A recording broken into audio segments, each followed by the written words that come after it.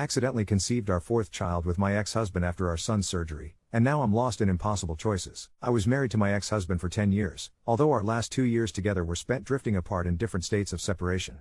Divorce finalized about a year ago, and in that time, we've had to figure out how to co-parent our 3 amazing kids, ages 10, 8, and 5.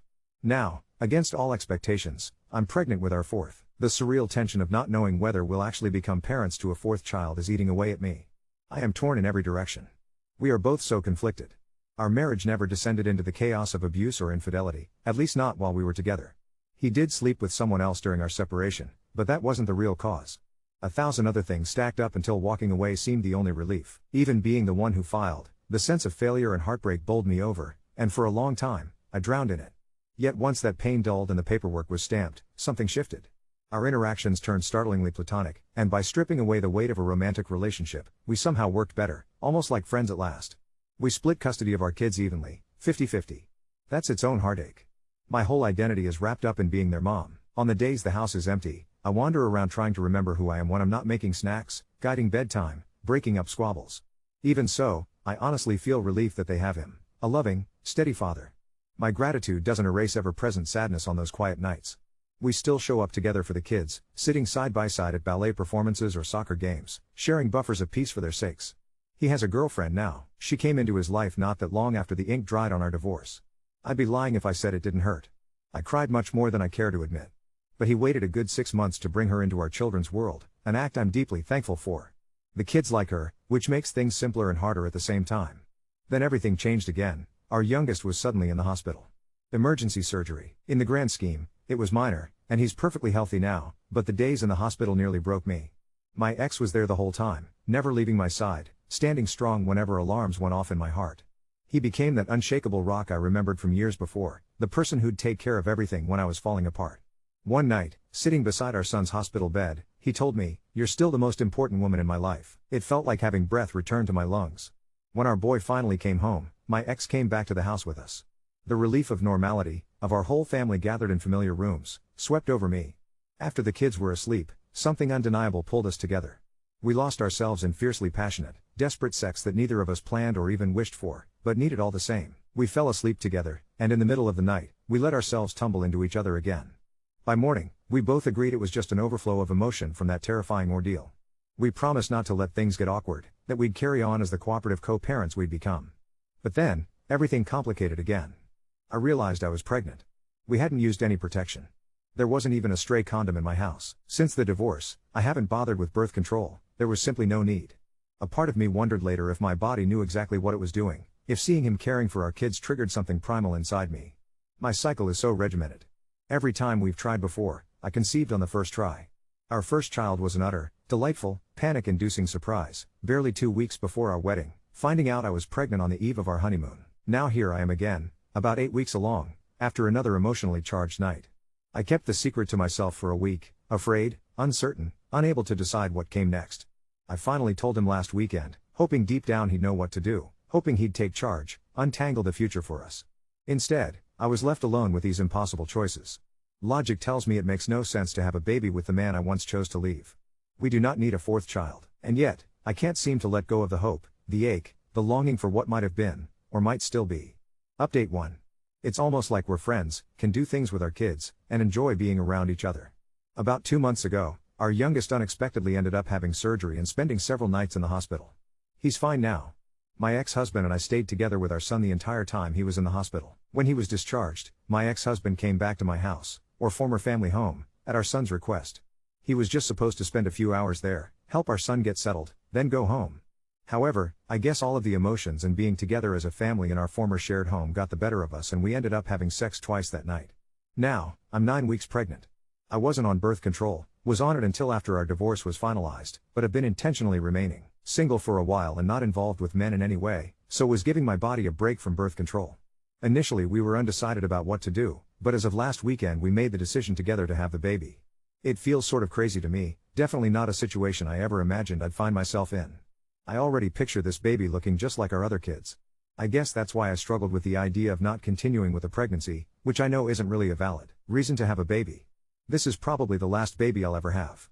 I'm 39, so even if I were to meet a man who I trusted enough to want to have a child with and a future with, I'll be well into my 40s by then. I plan to be very picky, but I'm not even at the point of wanting to find somebody new yet. We're not getting back together, for now. We get along great when we're not married and living in the same house. We feel it'd be irresponsible to all of our children to attempt to get back together right now because of this. Chances are higher that we'll be able to co-parent this baby successfully if we live separately. However, we are committed to working together to do what has to be done to take care of the baby when he or she gets here. Our kids are doing so great right now and they seem very happy and secure with the current setup of our lives and homes, so we want to stick with this for now. I don't know if I really understand what I'm getting myself into. Our other kids were all born into a marriage and a two-parent home. I know that sharing custody of a baby will be a lot different than the kids going back and forth between homes. I might be feeling too positive about it, but I think it could work out fine. The new baby will just see this as normal, right? Next thing to worry about will be having to explain this to everyone when we tell them. My family and friends will get over it, but I'm especially concerned with explaining it to our kids. I'm worried our oldest won't take the news well. She also knows what sex is and how babies are made. And for everyone concerned about his girlfriend, she's not his girlfriend anymore. These two are 100% getting back together within a year and then breaking up again in another. Update 2. Several people have asked me for an update on my situation. My ex-husband and I are having a baby. My other posts are on my profile. A recap is that we were married for 10 years, divorced for almost 5 years now, and have 3 kids together. We slept together twice during a stressful family time and I ended up pregnant. We've since admitted we are both still in love with each other, but have not actually declared that we're back together, mainly for the same of our kids. I last posted toward the end of January. I'm 28 weeks pregnant. We're having a little girl. As far as the pregnancy goes, it's been like a textbook pregnancy and so I feel pretty good, just more tired than I ever remember being during pregnancy before. My husband and I continue to live separately and share custody of our kids. We each have them 50% of the time. They're all aware that we're having a baby and none of them seem to be deeply confused or emotionally damaged by their divorced parents having a baby together. We explained it in an age-appropriate way. Our oldest child was more grossed out that her parents had sex than anything else, since she now understands what sex is and how babies are made. We've been involving her quite a bit and she's excited now. I even took her to one of my appointments. She's excited to have a baby sister and she understands that mom and dad love her and her siblings, that we love this new baby, and that we love each other as people and as parenting partners without actually being together as a married couple in one house. Meanwhile, my husband and I have started to attend couples counseling. We tried marriage counseling when we were separated before we divorced, but I think we were both already pretty mentally done, so counseling didn't do much for us then. I think we're getting way more out of it now because we're actually invested in it and putting in a lot of effort. Sometimes I feel great after a session, and at other times I feel not so great and am reminded of reasons why we divorced. Overall, I think it's a good thing for us no matter what happens with our relationship. We've been sleeping together for the last few months. We already agreed that we won't be seeing other people at this time. I wouldn't be saying while pregnant anyway, and it's not as if I'll even have time with 3 kids and a newborn. We agreed that we will not open ourselves to being with other people while we are working on our relationship and before that conversation is had between us. We are carrying on just as we have been since our divorce, as far as our kids are concerned. Dad doesn't spend the night at our house. We do things together as a family sometimes, but we were doing that even before anything was rekindled between. We're not acting as a couple when we're together as a family. We're friendly with each other, but there is no holding hands, kissing, etc. Our main concern is our kids. We refuse to say we're back together. If we officially get back together, we really want to feel certain that it'd be for the long term, that we're ready to commit to that. We don't want to give our kids whiplash or do anything to make them seek insecure about our family. We would like to get to that point, but we aren't there yet. I think if my husband had his way we'd be there. He's ready to say he's there now. He'd love to move back home. But he understands and agrees with my reasoning. I'd love for him to move back home too, based only on emotions. We both have things to work on, separately and together. I want to be a better spouse this time around. I thought I was being a really great wife, and I was on the surface. I also know that right now I feel so in love and I'm hopped on hormones and pregnancy happiness. I always feel super happy, super positive, and super horny during pregnancy, and I know I have to be careful with trusting anything I feel during this time, because it's like I'm on a 24/7 natural high. I think the biggest issue right now is that he's far more let's throw caution to the wind, even though he agrees with all of my reasoning, and I want to be way more careful. I've made a few posts about my husband getting pregnant after we divorced. We were married for 10 years and had 3 kids before getting divorced. We got along so much better after we divorced and we've been really good co-parents during this time, but we were functioning strictly as friendly co-parents. We slept together around 1 year after our divorce was finalized and conceived a 4th baby, which we ultimately decided to keep. Our 4th child, a sweet baby girl, was born at the end of May. She's so perfect and we both feel we made the right choice to bring her into the world. It was the smoothest, easiest birth I've had and I take that as a sign. I feel like I fell in love with him all over again during labor and delivery, and that's when I knew I was ready too. Make our relationship official and public to everyone, including our children. Contrary to all the assumptions, our kids really don't seem to be negatively affected or confused about the baby, and I don't think the newest baby is getting any less love or attention than our 3 kids born within our marriage had/have. This is normal to them now. They understand we're still a family, and no matter what, we'll always be a family whether mom and dad live together. We are still living separately and technically still maintaining the custody schedule we had in place for our oldest 3 kids. Although, the kids are with me every weekday right now since it's summer break and I'm on maternity leave. We have a different arrangement for the baby, but he does take her overnight a few nights a week. I got our family home in the divorce and he spends time here with all of us. He has spent some nights here at home to help with the baby, but he doesn't stay in my bedroom quite yet. He has not moved in, although he has tried and continues to suggest it. This is probably the biggest point of contention these days. To me, this feels like the best of both worlds. I love him and truly don't want to be with anyone else. I think I sort of function better and I'm happier also living in my own space that he just visits. I know it's not the norm and some might say this means I don't really love him as much as I think.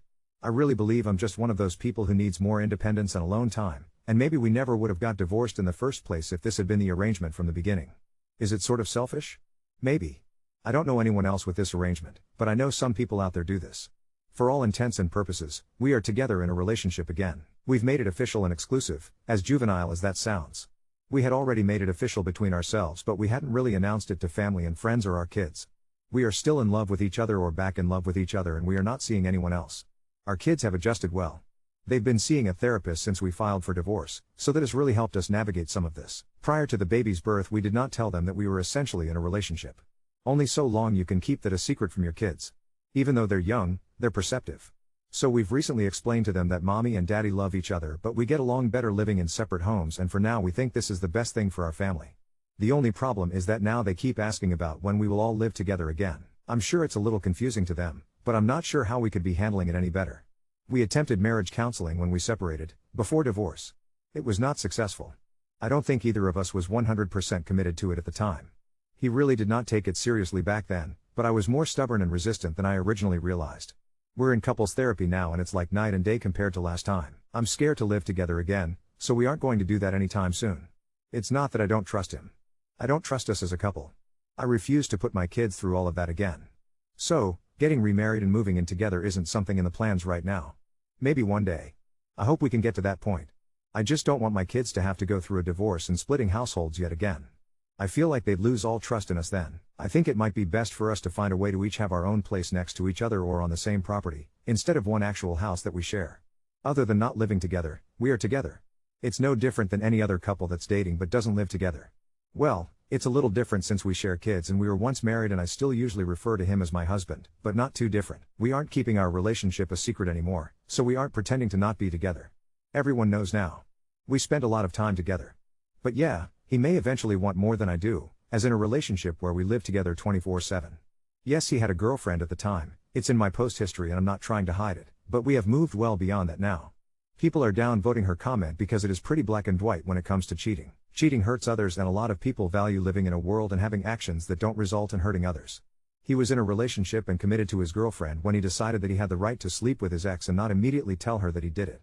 She deserved better than to get trauma from someone who claimed to be committed to her, but was willing to step out on her. Cheating on someone does result in emotional trauma, which will affect how they will view love and relationships going forward. Personally, if he wasn't ready to be in a relationship with her, then he should have left her alone. I am tired of men in particular getting into relationships with women when they know they are not clearly over their ex-partner. It is a sign of selfishness and pure disregard of another human being's health. She was used as an emotional support and sex object by him, because no one that respects their partner would do something this cruel.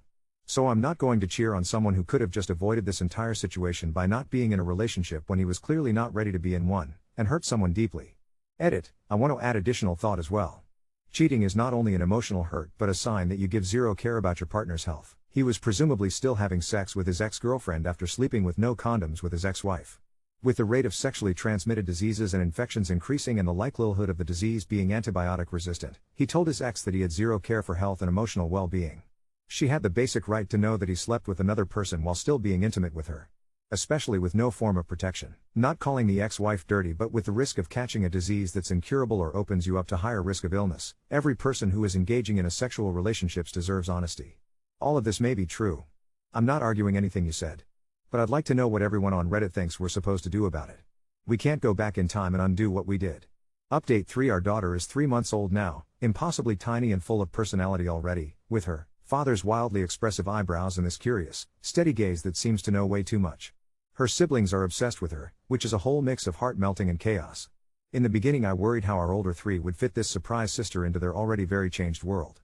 Turns out, kids really do adapt faster than adults. My oldest is now self-appointed co-mom, alternating between wanting to change diapers and rolling her eyes when I ask her to fetch a clean onesie. My boys compete for who can make the baby laugh. The baby, for her part, loves the noise and rarely naps for longer than 20 minutes at a time, as if afraid she'll miss out. As for my relationship with their dad, buckle up. If you remember, we'd agreed to keep living separately, but spend time together as a family. Our fear, mine especially, was making things too unstable for our kids, or falling back into old habits only to split again. We thought we were being cautious. We thought, with therapy and honest talk, we could find the sweet spot between together but not together. Here's what's wild: when the baby was about 6 weeks old, we hit a wall. Or maybe it was a turning point. Call it what you will. My ex, I should start calling him something else soon, was helping after a late night feed. I was bone tired and senselessly emotional, nursing the baby in the blue glow of the aquarium nightlight, when she looked right up at him and gave her first real, gummy, smile. He looked at me, absolutely devastated and utterly in love, and he said, "I hate that I have to leave you both after this." I broke.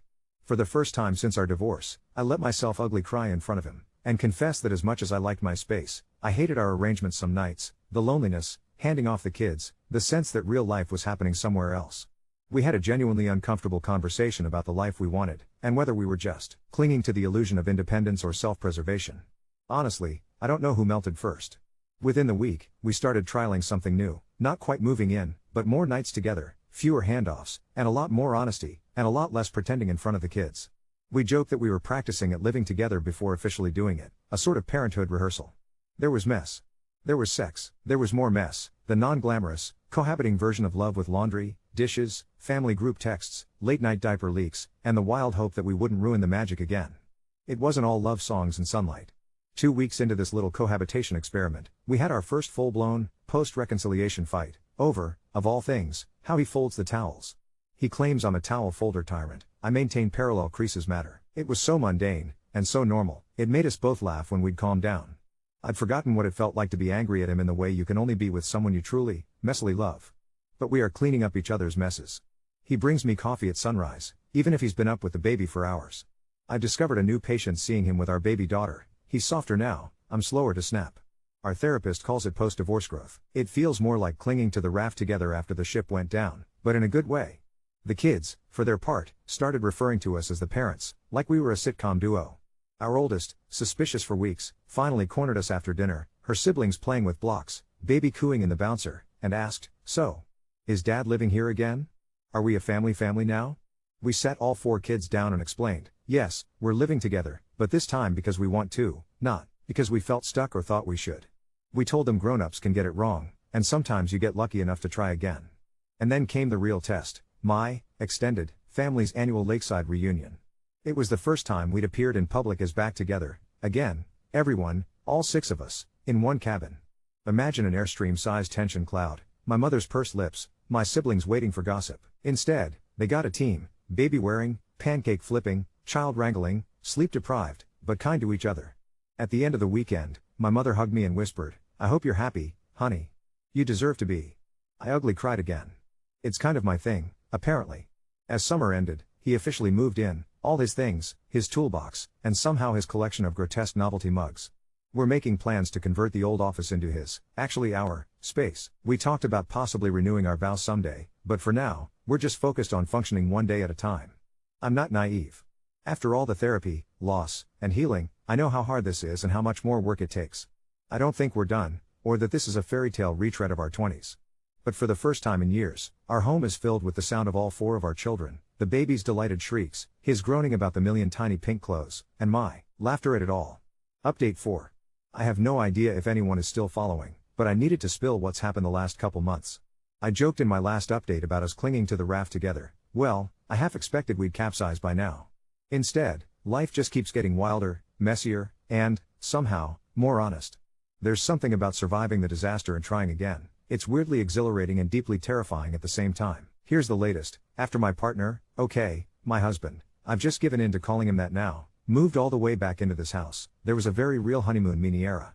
For about 6 weeks, we rode the delirium of having everyone under one roof, new routines, late-night baby giggles, and grocery bills that could bankroll a small country.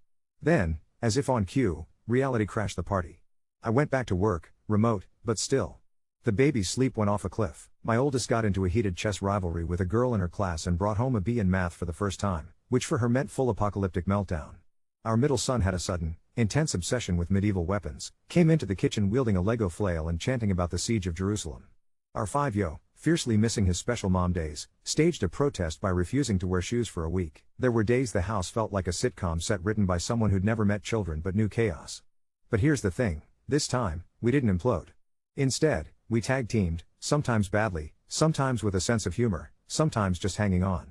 The stuff that tanked us the first time, the feeling of being alone together, the built-up tiny resentments about who does more, crept in, but we called it out. The first night we both lost our patience and snapped at the kids. He poured us wine after bedtime and said, "Remember when we used to just be so mad at each other we'd go to bed angry?" Now, we lingered in the kitchen until 1 a.m., actually talking about our day, about how scary loving someone is when you already know what it feels like to lose it all. Strangest of all, I think that fear keeps us unstuck. Therapy, which I expected would fade into the background, has gotten weirder and more vital. We realized the big stuff was mostly sorted. It was the microscopic, daily choices that would sink us or save us. Our counselor gave us homework. Every Thursday, after the last bedtime struggle, we take one real walk together. No strollers, no monitors, just trade off, phone on vibrate, out the door, even for 15 minutes. First week, we didn't talk about anything deeper than which neighbor's landscaping we envied. By week 4, we ended up sitting in our local park at midnight, talking about the future, his dream of going back for his master's in engineering, my secret fantasy of buying a plot of land and building a separate entrances duplex. I still need my own kitchen counter space.